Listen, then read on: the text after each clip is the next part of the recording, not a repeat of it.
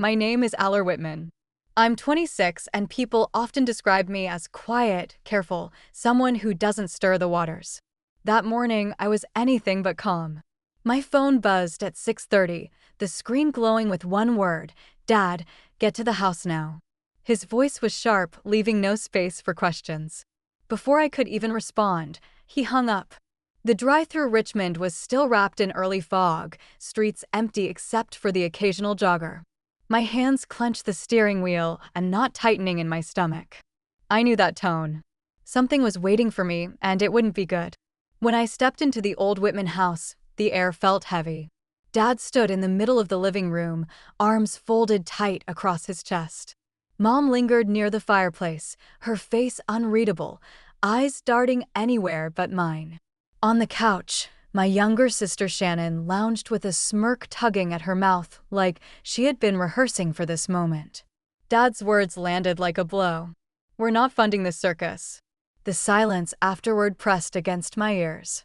My wedding, the day Eric and I had been planning for months, was gone with one sentence. Shannon let out a little laugh. "Better luck next time." I wanted to scream to demand how they could erase everything without even asking me. Instead, my throat locked, my palms stung where my nails dug in. I forced my voice steady, flat, stripped of the storm inside. "Understood." I turned, the scrape of my shoes against the wooden floor louder than anything else, and walked out the front door. Behind me, their eyes followed, but I didn't look back. The first boundary had been drawn. The morning air outside the house was damp and cool, but I felt hot under my skin as I drove back toward my apartment. My phone buzzed with a text from Eric. Just 3 words. How did it go? I couldn't bring myself to answer yet. Images flickered in my mind, the hours we'd spent hunched over our kitchen table. Invitations spread out in neat stacks. Eric carefully addressing envelopes in his precise handwriting. The Ivy house was already reserved. Its gardens the backdrop we had dreamed of. The florist had shown me swatches of ivory roses. The caterer promised lemon tarts just like the ones Eric loved. All of it. Months of planning disappeared in the space of my father's command. He'd said it with such certainty as if my happiness was a mistake he was correcting. "We're protecting you," he told me once before. When I tried to argue, "Eric isn't ambitious enough. You need someone who can give you more than good intentions." My mother nodded in quiet agreement, lips pressed into a thin line. And Shannon, she never missed. Her cue rolled her eyes and muttered, "Better luck next time." As if my life were a failed audition. Their words rang louder than the thud of my heart. It wasn't just about Eric or the wedding. It was about every choice they had taken from me. When I wanted to study design, they signed me up for accounting instead. When I showed interest in travel, they warned me it was reckless. Even the men I dated were dissected and dismissed until I learned to stop introducing them altogether. By the time I reached my apartment, a strange calm had replaced the fury. Sitting alone on the couch, I realized the truth I had avoided for years. This fight wasn't about a single ceremony. It was about the life they believed they owned and the one I was finally ready to claim for myself. I sat in my apartment, the silence heavy enough to press against my chest. The wedding binder still lay open on the table, mocking me with its tabs and neat lists, every detail I had once cherished, now hollow. I pushed it aside and walked to the closet, digging past boxes of tax files and old coats until my hand brushed a worn leather spine. The sketchbook was thinner than I remembered, its edges frayed, the cover smudged with years of dust. I carried it to the couch, my fingers trembling as I flipped the first page. Dresses sketched in pencil, some shaded with bursts of color spilled across the paper gowns with flowing hems, sharp-angled blazers, silhouettes that had once set my imagination alight. I had been 16 when I filled those pages, drawing late at night by the faint glow of a desk lamp, believing one day they would matter. I could still hear my mother's voice from that afternoon she found it. "This nonsense stops now." She had plucked the sketchbook from my desk like it was contraband, her expression hard with disapproval. Dad stood behind her, arms folded, silent but firm. "You'll thank us one day when you have a real career," he'd said. The next semester, I was enrolled in accounting classes, my sketchbook shoved into a drawer. Shannon had started dabbling in marketing around the same time, making colorful presentations that earned her applause at family dinners. "She's got flair," Mom would say, pride swelling in her voice. The contrast was sharp, her creativity was celebrated, mine dismissed as childish fantasy. I turned another page, tracing the lines of a design I had once loved. A lump rose in my throat. It felt like touching a version of myself they had buried. The door opened and Eric stepped in, his shoulders tired from a long day. His eyes fell on the sketchbook in my lap. "You kept them," he said softly. I nodded, unsure of what to say. He sat beside me, studying a drawing of a suit jacket. "Eler, these aren't nonsense. Don't let them take this from you again." His words settled into me, steady and certain. For the first time in years, I felt the faint stirrings of the girl I had once been, still alive beneath the weight of their control. 2 mornings after finding the courage to reopen my sketchbook, I walked into an office that smelled faintly of coffee and paper. Diane Cole's nameplate sat on the edge of her desk, polished and sharp like the woman herself. She was brisk but not unkind, her gray suit pressed to perfection, her eyes cutting through me as if she had already measured the weight of my story before I spoke. I slid the folder of papers across to her, the correspondence from the Ivy House. She opened it without hesitation, flipping pages with the kind of precision that told me she'd seen too many like them before. Then her hand stilled. She turned at the cancellation form toward me and tapped the bottom line with her pen. "Is this your signature?" The question lodged in my throat. My name sprawled across the page, written in ink that looked just familiar enough to unsettle me, but wrong enough to sting. The loops of the letters were heavy-handed, the flow unnatural, as though someone had studied my handwriting long enough to copy it poorly. "That's not mine," I said. My voice. Diane's expression tightened, though she didn't flinch. "I didn't think so. Whoever submitted this did so pretending to be you. That's forgery. Era, it's not only immoral, it's criminal." The words seemed to echo inside me. Forgery. My parents had always claimed their choices were about guidance, about love twisted into rules. But this was different. This wasn't protecting me from mistakes. This was theft of my voice, my consent, my future. I thought of Dad standing stiff near the fireplace, arms folded in judgment. I remembered Mom's silence, her refusal to meet my eyes, and Shannon's mocking laugh. They hadn't even cared to hide it. They believed they could erase my wedding with the stroke of a pen. Confident I would fall back into place, I pressed my hands to my knees to stop them from shaking. The betrayal dug deeper than any lecture or insult. This was them writing me out of my own life. Diane's voice steadied the air again. "You have options. We can challenge this. We can demand records and proof, but it will mean confronting them directly. Are you ready for that?" I looked at the forged signature one last time, anger pushing back against the hollow ache. My parents had gambled on my silence. They thought I would fold like always. I lifted my chin, my voice steadier than my heartbeat. "Then we fight." That evening, I sat cross-legged on the couch, my sketchbook balanced on my lap. When my phone buzzed with a message, it was from Julia, a college friend who had always been plugged into Richmond's gossip mill. "Heard about Shannon's boutique. It's going under. She's drowning in debt, suppliers, rent, everything. Thought you should know?" The words blinked back at me, sharp as glass. My sister's glossy boutique. The one splashed across social media with ribbon-cutting photos and champagne flutes. The one Mom bragged about at every family gathering. It was collapsing. I set the phone down, my pulse quickening. A memory rose of Mom's voice only months earlier. "Shannon's our little entrepreneur. She's got flair." Her pride had been palpable, her eyes sparkling as if Shannon's success belonged to all of us. Now, behind the curtain of polished Instagram posts, Shannon was buried in bills. And then the thought hit me with brutal clarity. Was this why my wedding had been canceled?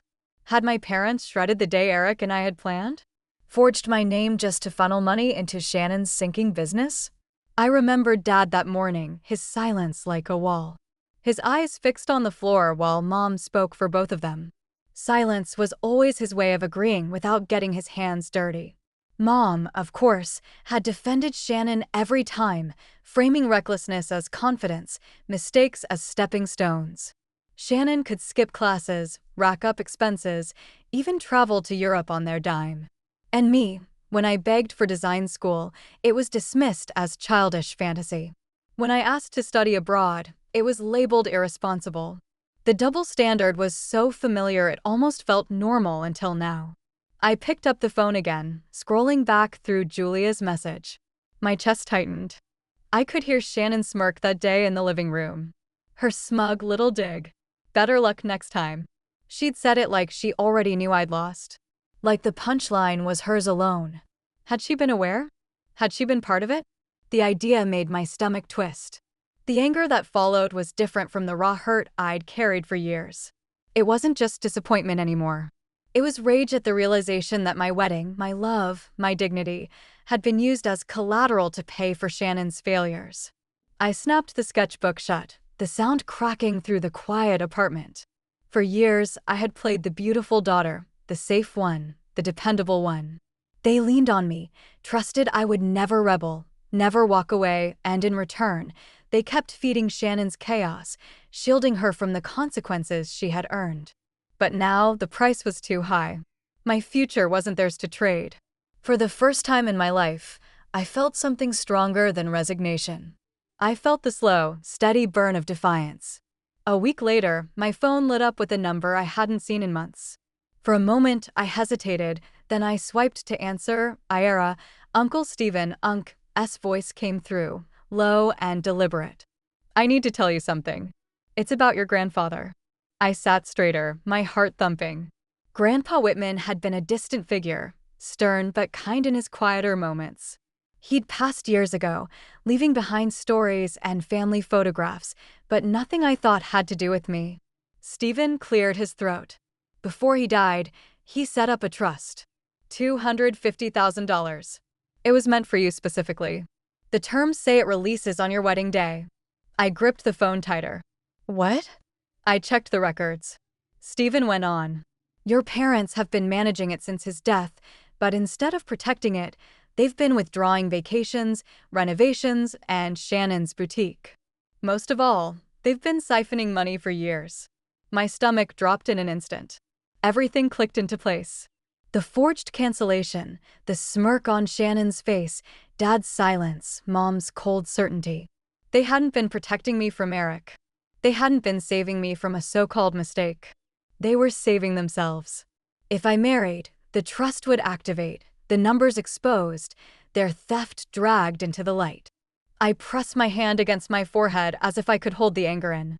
My parents hadn't just controlled me. They had stolen from me, turning my grandfather's final gift into their personal lifeline. Era, Stephen said gently. I thought you deserved the truth. I should have spoken sooner, but I wanted to be sure. My throat tightened. Thank you. I managed, though the word felt inadequate against the storm inside me. After the call ended, I sat alone at the kitchen table, staring at my sketchbook. The pencil in my hand trembled. Every page I had once hidden now felt like a symbol of what they had buried. Not just my dreams, but my worth. The betrayal burned hotter than ever. They hadn't simply erased my wedding. They had gambled away my future, smiling in my face while they robbed me blind. And they'd signed my name to it. The first call came from my mother. Her voice, usually sharp, wavered. Era, we need to talk. The Ivy House won't refund the deposit. $25,000 gone. Please just come home. We can figure this out together. Before I could answer, I heard my father in the background, low and urgent. Tell her we're sorry, Carol. The words slipped from her lips awkwardly, as though rehearsed. Shannon's voice chimed in, syrupy and false. Hey sis, we messed up. Okay, just come back. We'll fix everything. I ended the call with my hands shaking. They weren't sorry. They were panicking over money. Apologies weren't a balm. They were currency. At Diane's office later that week, I laid the phone on her desk like it carried poison. She scanned the newest documents, her expression tightening. We have a strong case, AR. But Stephen's testimony will be attacked. They'll say he's biased, trying to stir family trouble. You need to be ready. There are no guarantees. The words drained me. I imagined sitting in a courtroom, my parents across from me, denying everything, dragging Steven through the mud. My shoulders slumped.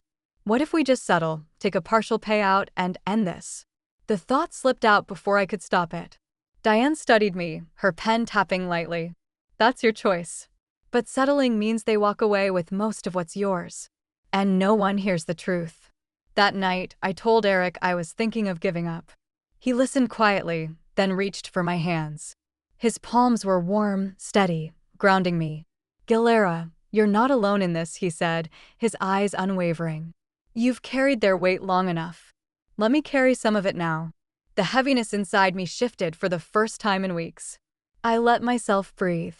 His words didn't erase the fear, but they reminded me of something my parents could never cancel. I had someone who stood with me, no strings attached. The courtroom smelled faintly of old wood and paper, a place where secrets were stripped bare. I sat at the plaintiff's table, palms pressed together to stop the tremor in my hands. Across from me, my parents avoided my eyes, their lawyer whispering furiously in their ears. Shannon slouched in her chair, her lips twisted into a pout that bordered on boredom. Diane stood with calm precision. She presented the forged cancellation form, a handwriting expert testifying to the clumsy imitation of my signature. Then came the bank records withdrawals linked to my parents. Payments funneled into Shannon's boutique. Receipts for vacations that now felt like salt in an open wound. When Shannon took the stand, her answers unraveled quickly. Each question about unpaid debts left her stammering until the judge cut her off. Unimpressed. When the ruling came, it was swift. The trust fund was restored in full. Damages ordered for fraud and forgery. Relief swept through me in a dizzying wave. Yet grief knotted my chest as I looked at my parents, still stone-faced, their silence heavier than any protest. They didn't fight, didn't apologize, just sat there, unmoved, as though I had ceased to exist. Weeks later, sunlight spilled across the gardens of the Ivy House. The ceremony was simple, stripped of the excess they had once mocked. Eric's hand clasped mine, steady and sure. Uncle Stephen stood near the aisle, his quiet support a reminder of truth, while my cousin Owen made jokes that broke the tension and drew laughter from friends gathered close. I glanced at the empty seats where my family should have been. The ache was sharp, but not unbearable. I had chosen who stood beside me, and that choice was mine alone. That night, after the vows and the dancing, I sat with my laptop open and typed the words I'd been carrying for months. Carol, Robert, Shannon, this is goodbye. Don't contact me. I hit send, and the final thread snapped. The silence that followed was not emptiness. It was freedom. The first voicemail arrived on a gray Monday morning. My father's voice, stripped of its old authority, trembled as he spoke. Era, please call us back. Things aren't good. I lost my job. The next message came from my mother. Her words brittle, each syllable edged with fatigue. She mentioned long hours at a retail store, as if humiliation could soften into sympathy. Shannon's messages were the loudest, swinging between desperate and cutting. Bankruptcy had swallowed her boutique whole, and now she wanted my help to get back on her feet. Day after day, the calls kept coming, sometimes 10 in a row, filling my phone like a drum beat of the past, refusing to let go. I listened once out of habit more than hope, but their words were hollow. They weren't reaching for me. They were reaching for money. I typed one message, steady and final. The circus is already full. Then I set the phone down and left it face down on the counter. The silence that followed was clean, almost merciful. Life had become something new. Eric and I bought a modest brick house in Richmond, shaded by tall oaks that dropped golden leaves onto our porch in the fall. The trust fund gave us stability. But what mattered more was the freedom to make choices without anyone signing my name for me. I enrolled in fashion design school, stepping into classrooms lined with bolts of fabric and mannequins instead of ledgers and calculators. My old sketchbook now lived openly on the kitchen table. Its worn pages joined by fresh sheets filled with new lines, new shapes, new beginnings. Sometimes the ache of family returned, sharp as a bruise pressed too hard. But when Eric leaned over my shoulder, laughing at a crooked sketch or bringing me coffee during late nights, I felt the ache ease. Family wasn't who can led my wedding. Family was who showed up to help me build a life worth keeping.